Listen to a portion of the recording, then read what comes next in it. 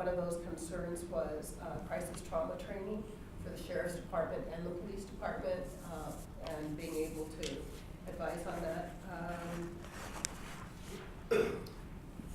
And so, in not being able to implement, we know that the tools are there, we know that all the training and the training material is there, and how we can further advise you on making sure that it does get implemented, since the homeless population has increased and they have mental illness, and so without that crisis trauma intervention training, it becomes at risk for our community. Absolutely, and I appreciate you going there. You know, first of all, I hope that part of the safety you add as a critical component the mental health side of this, because people say, I hear terms 40, 60%. I think it's maybe more than that in terms of the people who are homeless and who we see in the system who are suffering from some form of mental health or substance abuse challenges. And we have to, as a city, get better. I've said this once, I'll say it 100 times. First, they may have told you I ordered all police and sheriffs to be trained in crisis intervention. By the end of the year, all sheriff deputies would have been trained, and Sheriff Furman has stepped it up. We thought it would take longer. He says, I want it done by the end of the year. The question for the commission and for you to think about, if you have any ideas, is how do we take that further? Being trained is one thing. You know, we all get trained in one way or something, one way or the other, but until you have to utilize it, how good you are in terms of the utility of that skill set is, you know, you don't know. And so I want to know how good you are before you get there, or at least give you some opportunities to really exercise those skill sets through practice runs and ideas. But anyway, how do we take it further? I got that idea from running to a lady at the airport who thanked me for requiring the law enforcement to go through the training, but he says the challenge for you will be how you take it further. And I really challenge you to take it further. And so I've been kind of noodling that, and unfortunately I didn't get her card, and I'm sitting there going, how do we take it further? So think about that for a minute. And then secondly, how we deal with the challenges of mental health in our city. Nationally, unfortunately, years ago, someone made a wise decision nationally to no longer have, I should say unwise decision, no longer have facilities for people who are suffering from forms of mental health or behavioral health. And now we see more people who are on the streets who are suffering from them without proper treatment, proper medication. And we've got to find a way as a society to get ahead of it. It is a crisis. It's at crisis level, to be honest with you. And so we got to figure out, and you know, nothing pains me more when we have those kind of interactions that result in major injury or death of people in our system. Thank you, Mayor. And we've got to deal with it. I know you got to go pretty soon, but before you have to leave, we would really like to hear what, you know, you appointed all of us. What do you see the commission doing in the community if, you know, you had it your way? Well, I think you're doing it. It sounds like you're touching on the issues that are exactly the issues when it comes to all communities, but certainly germane to the African American community in the city of Denver. You all know this, so I know I'm preaching to the choir. Our community, our city demographics have changed. African Americans in the 90s started shifting eastward in this city. And a lot of it then had to do with gentrification in some neighborhoods, namely Curtis Park, 5 Points, Cole, Whittier, neighborhoods that we grew up in started to migrate. And Aurora, since 1990, has seen the greatest growth of African Americans in the state of Colorado. And so African Americans moved east. We landed in Mount Bello. Then ultimately we moved to Green Valley Ranch, and that happened in the early '90s when values in Mount Bello took off. I was one of those homeowners, so I know that you bought a home for $40,000 and you sold it for $120,000, $130,000, and you moved to Green Valley Ranch. Bigger, better is what the motto was, or more house for more money is what it was. And at the same time, we had Stapleton taken off, and so you saw us there, and then of course ultimately into Aurora. So it's just a migration east. Today, if you had to point to a physical majority African American community in Denver, you couldn't do it. You can't do it. Not like when we grew up. If you ask me as I grew up where African Americans were, I'll tell you 5 Points in Park Hill. And so it's from downtown east. But that doesn't mean it. That's always been kind of the physical piece of this. The psychological piece is you still have an African American community in Denver. We still make up 10% of the population of the city. In this city, and you still have one of the more educated African American populations in the country, one of the more mobile African American communities in the nation, but one that also has to continue to stay on top of the issues that impact us disproportionately more because of our size, but disproportionately more because we're, a community that's continuing to grow. And those are the issues, of course: education, violence within our community and violence toward our community, housing issues, health issues are huge for us. And so when you ask me what the commission can do, you can't tackle all of it, because then you'll render yourself ineffective. You dilute your impact.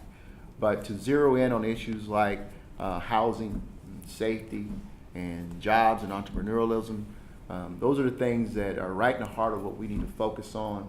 And any suggestions you have, and the real issues around safety that we're dealing with on a daily basis, those things are important. We got to get to them. We got to continue to stay focused on them. I'm not saying to get to them because we're on them, but we can't do them without the community engagement on them. And your ideas are important to us. So thank you. That's the point. Is thank you, and keep coming, and don't be shy about shooting us suggestions, particularly as you see these issues develop in the community. Thanks for coming, Mayor. We appreciate Yeah. it. I have a question for you also. In light of our last conversation, you stated that it was a tragedy for the officers who was involved in the murder of my uncle. Then afterwards, I seen that you were at Regis University, and you had a teleconference there. Recently, you stated that Black men needed to examine their biased behaviors towards law enforcement, meaning to explain the violence being committed amongst our Black men by law enforcement officers. I would like to know, do you really think my uncle was murdered because of some unexplained, undocumented, non-researched, unsubstantiated bias that you claim Black men have? If so, can you tell us what biases you had or have towards law enforcement you would suggest Black men who are murdered at the highest rates in our country by law enforcement were to change these here to non-substantiated biases towards law enforcement? Yeah, Talia, great question, and I'll answer this. It's out of context, though, because I was not referring to your uncle and his tragic death in the jail system when I was making that comment. So let me explain it to you. I was asked at Regis. It was not my conference. I appeared as a keynote speaker for a conference a meeting at Regis, and my discussion was about the tension that today occurs between our community and law enforcement. And by the way, it didn't just happen. This is historic. It goes back to Jim Crow days. It goes back to post-slavery, immediate post-slavery days. And the point that I was making is that our officers, in understanding cultural differences, have to understand the innate fear and distrust that African Americans, particularly African American males, have to law enforcement, period. And so when they approach us, they must understand if you approach us in an aggressive manner or in a manner that feels like I have to protect myself, then you're going to get a different reaction. The point about African American men that I made was that we have to be aware of our bias, our own fear. That fear as well was the point I was making. And let me give you an example of what I mean by that. And I made this statement just recently. As a father of an African American young man who is 20 years old today, when he became to the age where he's 13, 14, becoming more independent away from us, it was apparent to me not only do I have to have the birds and bees conversation with him, but I also had to tell him what he needed to do if and when he's ever stopped by the police. And that if he ever felt like he was being mistreated or this situation wasn't right, the message I gave him was shut your mouth, get home, and I'll deal with it from there. There aren't many fathers outside of the African American community or Latino communities who have to have that conversation. And that's the point I was making, because I was a teenager who was pulled over by police, and I mouthed off at cops. And what happened to me, I don't want to happen to my son. And considering what is happening in the streets regarding the interaction of African American young boys and police, I didn't want that to happen to my son. So the point I was making is I want him to be aware of the innate. This is DNA. This isn't something you're taught. As a black young man, I have an innate fear. Even today, as mayor of a city, I'm a black man. If I'm in Atlanta, Georgia, LA, and I'm driving, a cop gets behind me, I have a natural fear that rises in me and a concern when I have an interaction with police. And so that's what I was talking about that day, is that as black men, we must understand that. And if I'm in a situation where this is getting tense, the best thing for me to do, at that point in time, I can deal with this afterwards. There are mechanisms in place, whether it's the independent monitor, it's the internal affairs, to file discourtesy complaints, but to get the attention of this officer that what he or she is doing to me, is saying to me or acting toward me, is not appropriate.